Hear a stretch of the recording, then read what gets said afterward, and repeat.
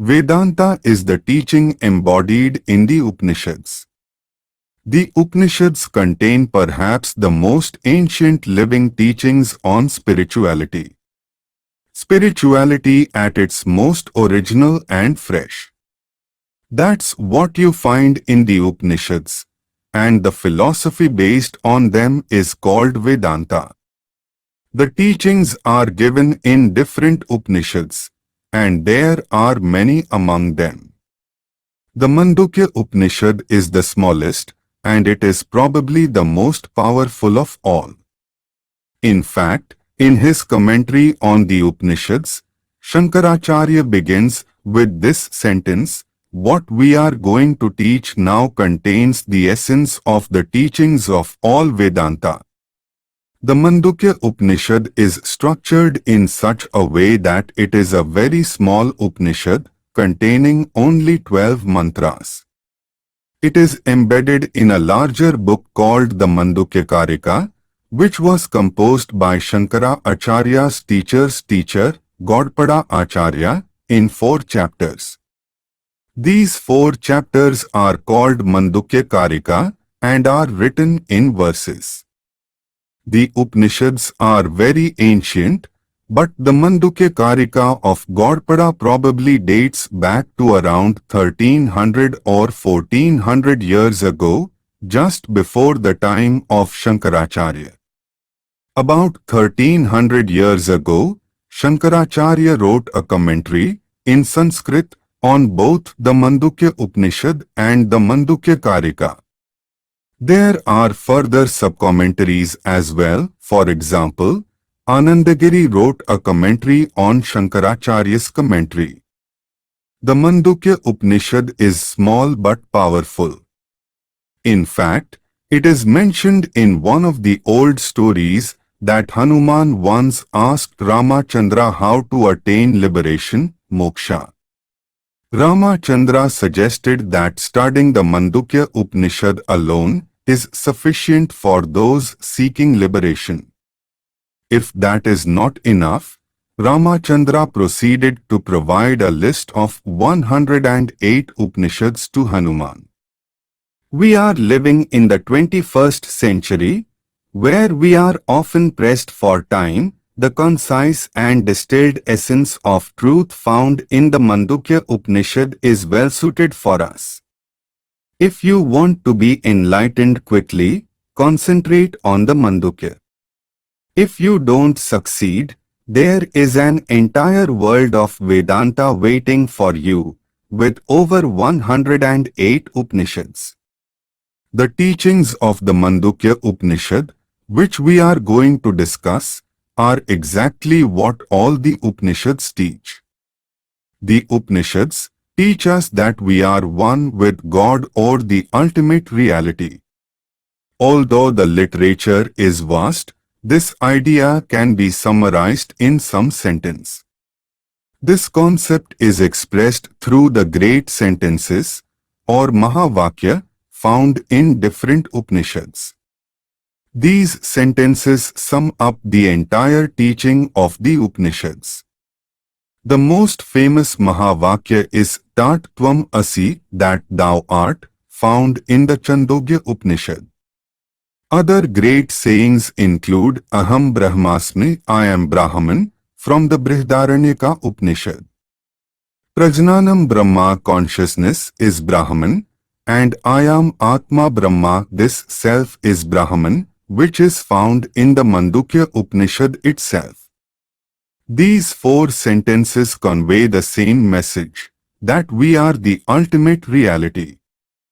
The basic teaching of the Upanishads is that there is an ultimate reality, and the world we experience and our perceptions of ourselves are all manifestations of that reality. If only we knew ourselves truly, we would realize that we are the absolute reality. In the Upanishads and Vedanta, this absolute reality is called Brahman, which literally means the vast. It is the closest term in Vedanta to God. The incredible teaching of the Upanishads and Vedanta is that we are Brahman. If we could realize our true nature as Brahman, we would overcome all sorrow and suffering and attain true, profound, lasting bliss. The eradication or transcendence of suffering and the attainment of bliss is the general promise of all religions, whether Hinduism, Buddhism, or Christianity, to go beyond suffering and achieve a state of peace and bliss. In most religions, this is conveyed through myths, stories, and symbolic language involving heaven and God.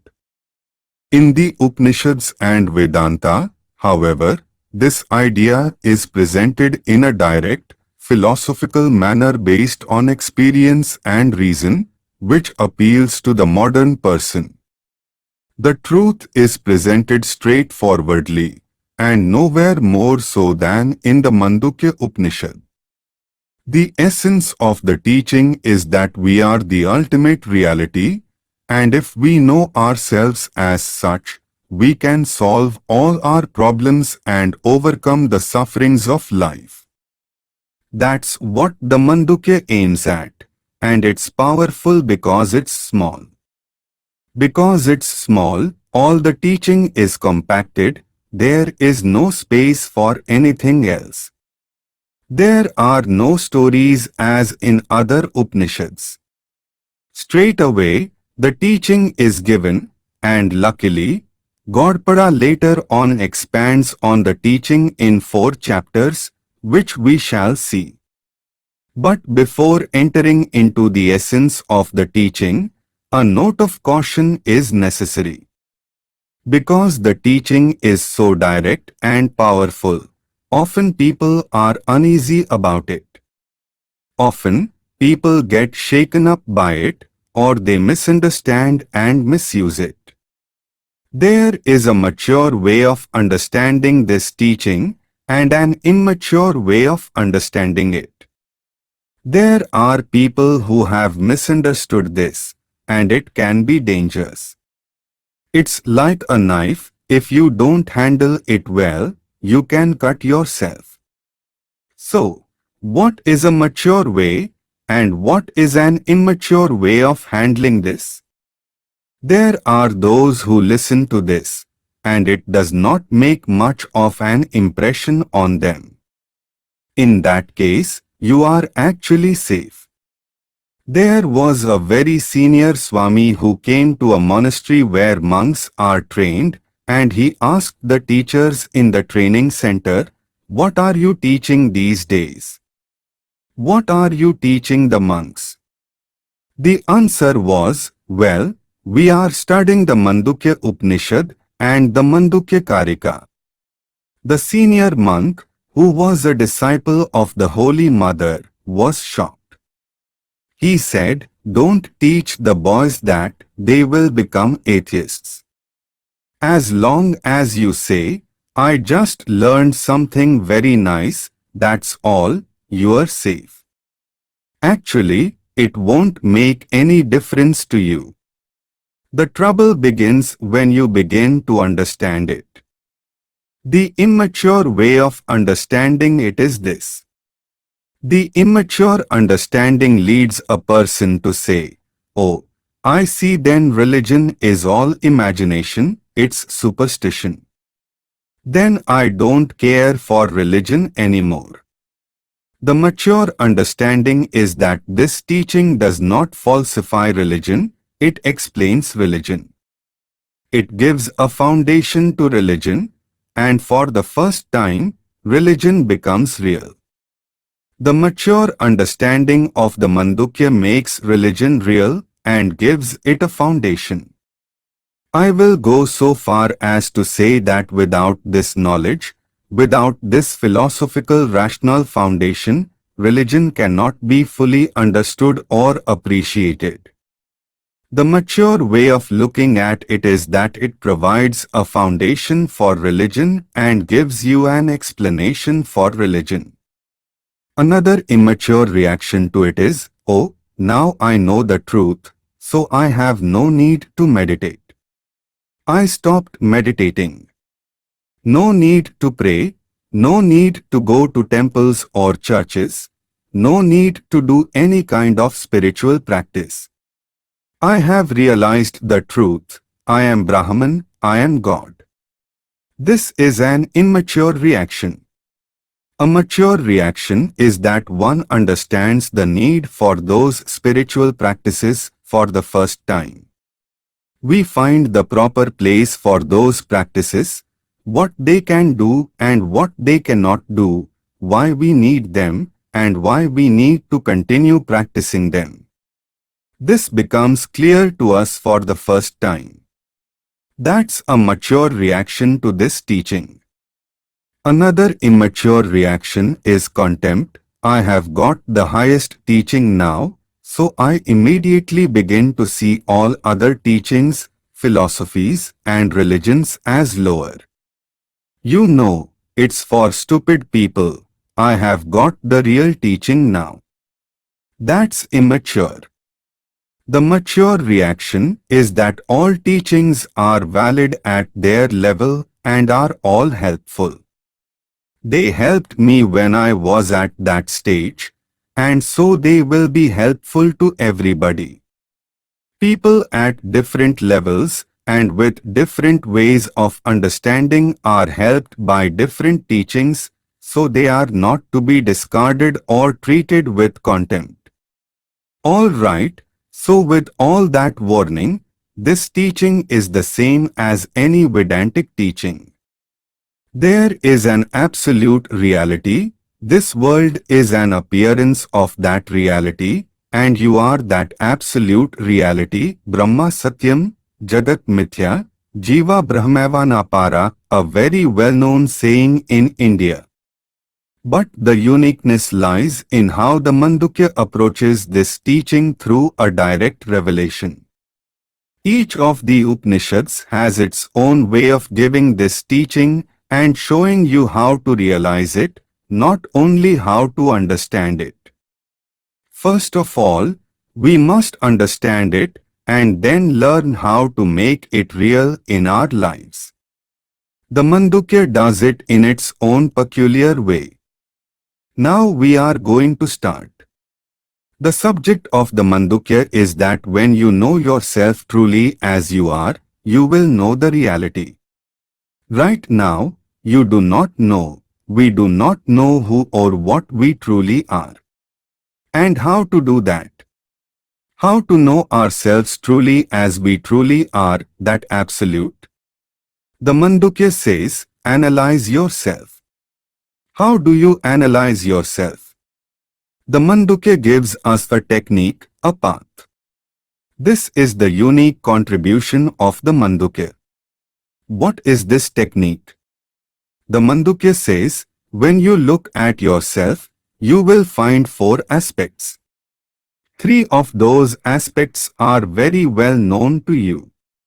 When you investigate those 3 aspects, they will show you that there is a 4th aspect to you, which is the reality which we are going to teach. The first 3 are well known to you, but we are going to repeat them so that they provide a doorway to that reality. So, what are these 4 aspects of the self? When I say self, the word used in the Mandukya is Atma. This very self has 4 aspects. What are those 4 aspects? Remember, when we are talking about the Atman, we are not talking about some kind of mysterious thing or some kind of high philosophical speculation. What are we talking about? I am talking about you, you are talking about myself, one's own self. This very self has 4 aspects. What are these 4 aspects? The first aspect is the waker and the waking world. You see, we have 3 kinds of experiences throughout the day. We are awake, right now, and we sleep and dream. Even in our sleep, there are 2 experiences, one is dream sleep, and one is dreamless sleep, deep sleep. So, we have a waking experience, a dream experience, and a deep sleep experience. These are the first three aspects of the self. The first aspect of the self is the waking experience, where you are the waker and you have your waking life. Basically, what we call my life, here I am, here is this body, I am this person, and here is my world. This is what the Mandukya calls the first aspect of yourself. The second aspect of yourself is when you fall asleep and you forget this world.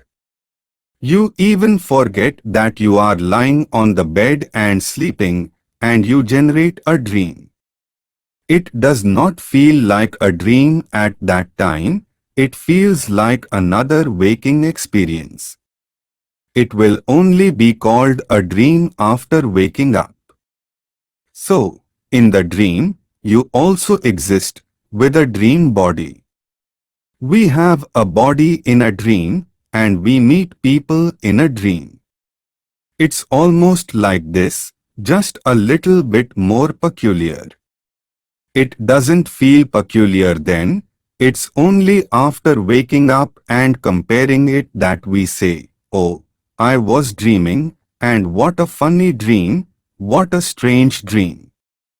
So, the dream, that is your second aspect, the dreamer and the dream world, aspect 2.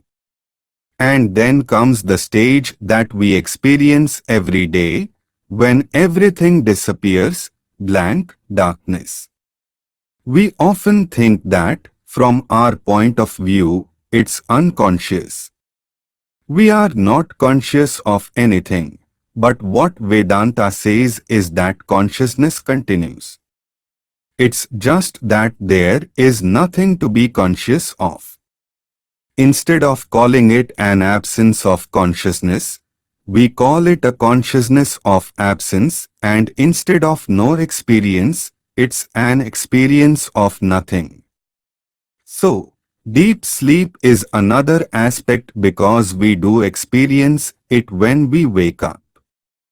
Do we not say, I had a strange dream, I had a funny dream, and then I slept like a log, I didn't know anything, such a nice sleep I had. These expressions are there in different languages and cultures. I slept like a log, I didn't know anything, I was so relaxed, and in deep sleep. So that's the third aspect of the self. We already have three aspects. The first aspect is the waker. Through the physical body, we interact with the world. That's the waker. Remember, all this analysis is happening in the waking stage. So, all of Vedanta generally goes on in the waking state. Everything is done from this perspective. From this perspective, it looks like in the waking stage, we use a physical body and interact with the physical world. It's an externalized consciousness. Instead of physical, the word they use is sthula or gross, which just means physical. So, there is a gross aspect or physical aspect of the self, first aspect. The dream takes place entirely in our minds.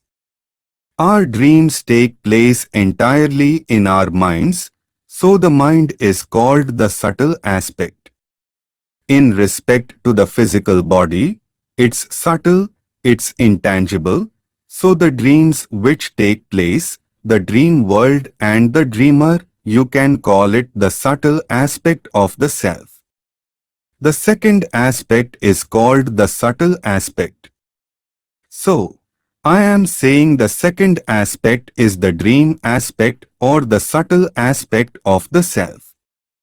The third one, deep sleep, is called by the Upanishad the causal aspect. The causal aspect is called causal because it is just like a seed from which a plant emerges. Can you see the dream? Can you look at the dream in this way, that it is where everything else emerges from? We fall into a blankness, and from there, dreams emerge, and from there, the waking experience emerges. So, can we look at the deep sleep as a seed from which sprouts our waking experience and our dream experience? The deep sleep would be considered as the cause of the other two, so it is called the causal aspect of the self. Now we have got three aspects: physical or gross, the waking aspect, subtle, the dream aspect, and causal, the deep sleep aspect. You might say, so what? None of this is Vedanta. The Upanishad says the real teaching is coming next. These three aspects are just repeating back to you and labeling your daily experience. Now, by taking a closer look at this, we come to the real aspect of the self. The Upanishad calls it the fourth aspect. In Sanskrit, Chathurdham means fourth. Another word used by Gaudapada is Turiya, which has become a well-known term in Vedanta. Turiya literally means fourth, but it has come to stand for the real self or the absolute. So, Turiya is a word that stands for the real nature. Your real self is that or I am. This is going to be the actual teaching of the Upanishad. It's usually at this point that I tell a well-known story. In India, there is a story of the great Emperor Janaka, who was supposed to be a great philosopher, an enlightened, spiritually enlightened, and knower of Brahman, as well as an emperor. One day, before he became enlightened, he goes to sleep and is suddenly awakened by the guards. Your Majesty, get up. We have been attacked by the enemy. He quickly gets out of bed and puts on his armor. He says, summon the army and the generals, we must go and fight the enemy. That night, they set out and fight the enemy, and there is a terrible war. But poor Janaka loses the war. He is wounded and captured by the enemy and dragged before the conquering enemy king. The conqueror says, O Emperor Janaka, because you are of royal birth, I shall not kill you. But I shall take your empire, and you are exiled. Poor Janaka, what can he do? So he is exiled from his own empire, and he walks and walks, asking for food or drink. But nobody helps him. They are all scared of the new king and say they can't help him because the new king is so powerful and tyrannical that he might punish them if they assist Janaka. Poor Janaka was the emperor just yesterday, and now he can't even get a drink of water in his own empire. He walks and walks, and the story goes that he crosses the border the next day into the neighboring kingdom. Now, he comes to the neighboring kingdom, tired and exhausted, in pain and despair. He finds poor people being fed, and there is a long queue, like a soup line. So he stands in the queue, and finally, it's his turn, but by that time, everything is finished in the big cauldron. However, the man who is distributing the food sees him and says, Look, you seem to be of noble birth, and you seem to be a good person who's fallen on evil days. I can give you something, there is a little bit remaining. The gruel that is left at the bottom of the cauldron, I can scrape that and give it to you. Do you want it? Janaka says, anything, anything. Just give it to me. I'm so tired, exhausted, and hungry, and in pain. So the man scrapes out whatever is left and puts it in a bowl, handing it to the erstwhile emperor. With trembling hands, Janaka takes it and is about to put it to his lips when a kite swoops down, one of those birds circling above, and it knocks the ball from his hand.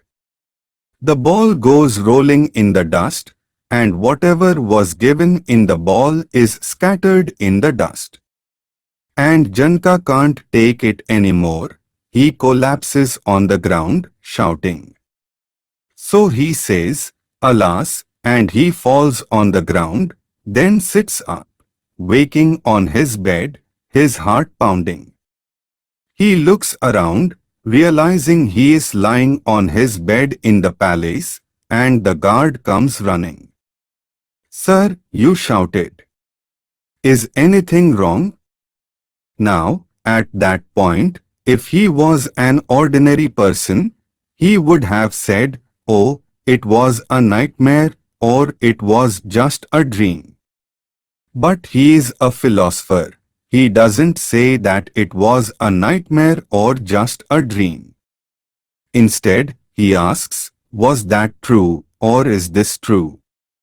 He goes to call the queen, who comes storming in, asking, now what's wrong with the old man? What's up with you this time? And the emperor says, was that true, or is this true? The queen gets confused and calls the doctor, who comes at daybreak and takes Janaka's pulse, asking, sire, what is wrong? Is anything hurting?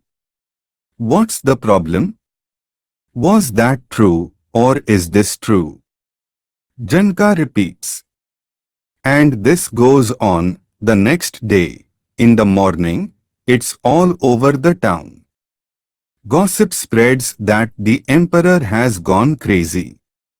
Now, the great sage Ashtavakra is visiting the city, and he hears that Janaka, his student and the emperor, has gone crazy. So he says, okay, I will go and pay him a visit. He goes to the court and sees the emperor sitting, surrounded by all his finery, the queen, and his generals, officers, and ministers. But what's happening? People are coming, like the minister with a file, asking the emperor to sign it, and the emperor just says, was that true, or is this true? Nobody knows what to do. Ashtavakra approaches the emperor and asks, how are you today? And the emperor repeats, was that true, or is this true?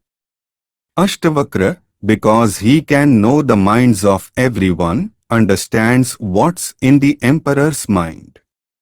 He says to the emperor, O emperor, when you were rolling in the dust in defeat and despair, your empire had been snatched away by the invading king, and you were in pain, humiliated, and had lost everything.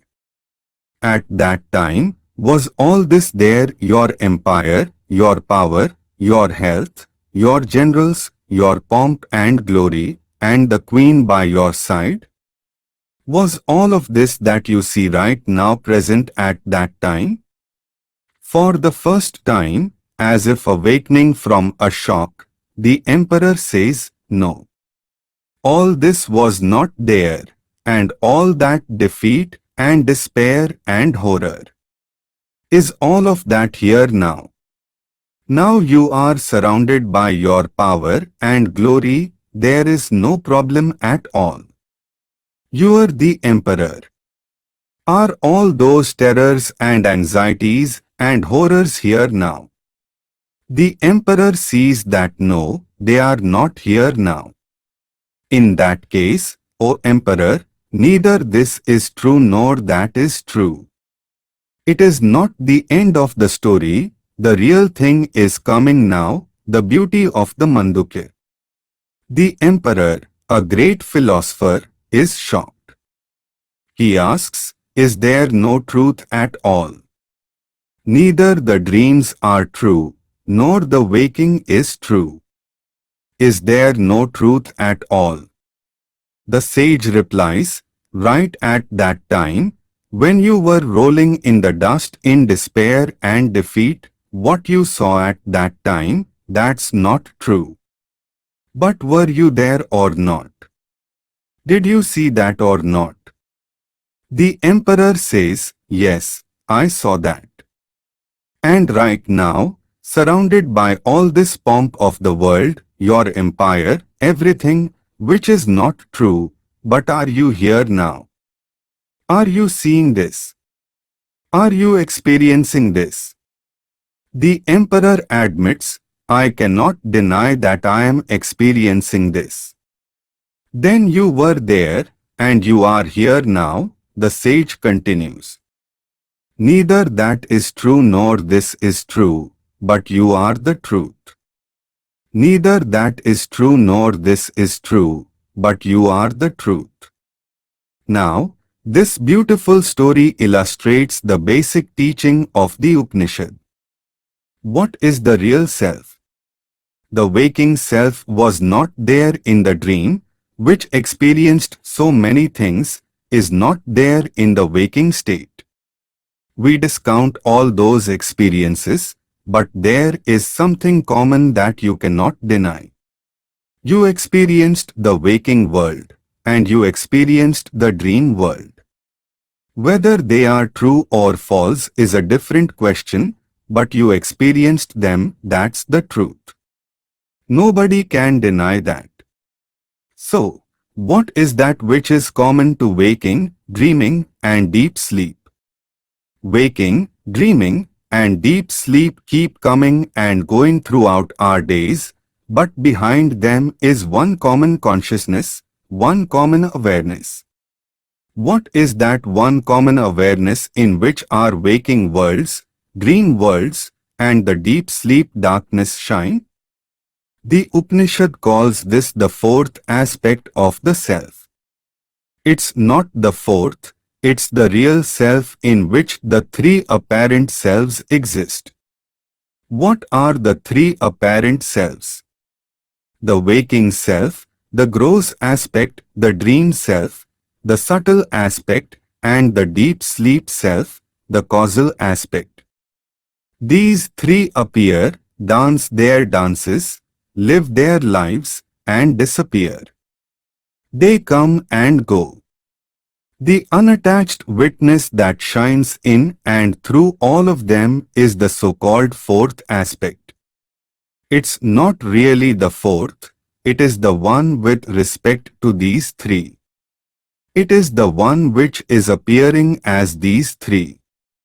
That is what the Upanishad tells, this real self, your real nature, the absolute nature, what we truly are, the Atman, Brahman, Turiya, whatever name you give it, is the absolute, our divine nature. Not the waking awareness, not the dream awareness, not the deep sleep awareness, and nothing in between either. Not even the omniscience of God. Then, are we talking about something like a stone or a rock, with no consciousness, like a blank void or complete nothingness? No, not unconsciousness either. This real self is not an object of the senses.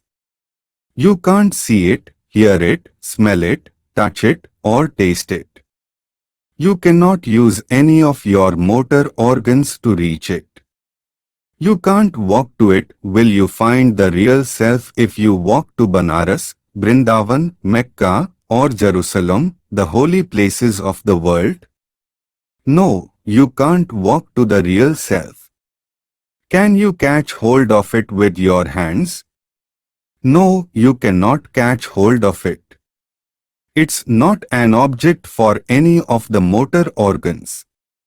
Can you infer it? Most of science is based on inference. You collect data using instruments and then use scientific hypotheses to draw conclusions about what the data means. Can you infer the real self in this way? No, it's not inference either. The real self is not available for any kind of transaction. Can you use it for something? You can't use it because all transactions of the world are based upon it, but it, in itself, is not available for use in this world. It's beyond any transaction. Can you at least speak about it, use words for it? The Upanishad says no, language cannot express it. It's beyond expression. Why is it beyond expression? We often say in different philosophies, especially in Vedanta, that it is ineffable and cannot be expressed by language. But there are reasons why language cannot be used to directly express the ultimate reality. For now, let's just accept that the Upanishad says it is unaimable and no word can express it. Can you at least think about it, form an idea about it, understand it? You can't. But don't worry, it's not hopeless. What was denied here is the three aspects of the self. The real self is not the waker, not the dreamer, not the deep sleeper. What was denied here are the experiences we have in waking, dreaming, and deep sleep. In the waking state, we experience things that we can see, hear, smell, and touch. Internally, we experience things that we can think and imagine. All of these are denied. The real self is not the waker, not the waker's world, not the dreamer, not the dreamer's world, not the deep sleeper, and not the deep sleeper's blankness. It is beyond all of that. Some positive indication of what you really are, yes, now it comes. The continuous I cognition that you have is proof of your real self. Who experiences your waking life?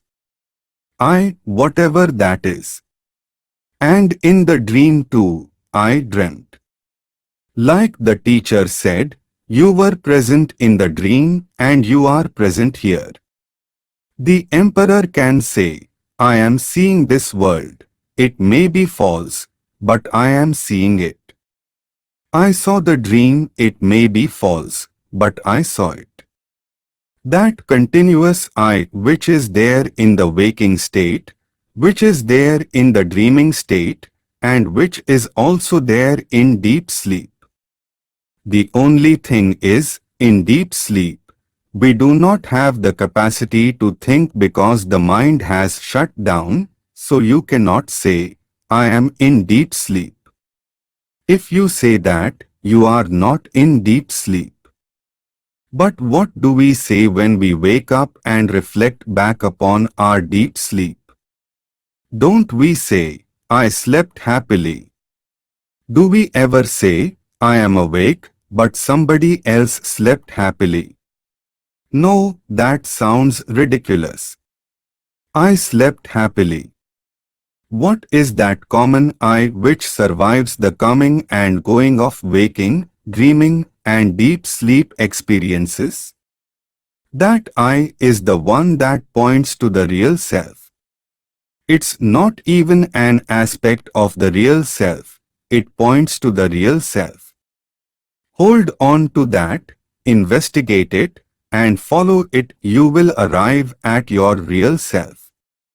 You are already that, and it will become evident. That is the real self.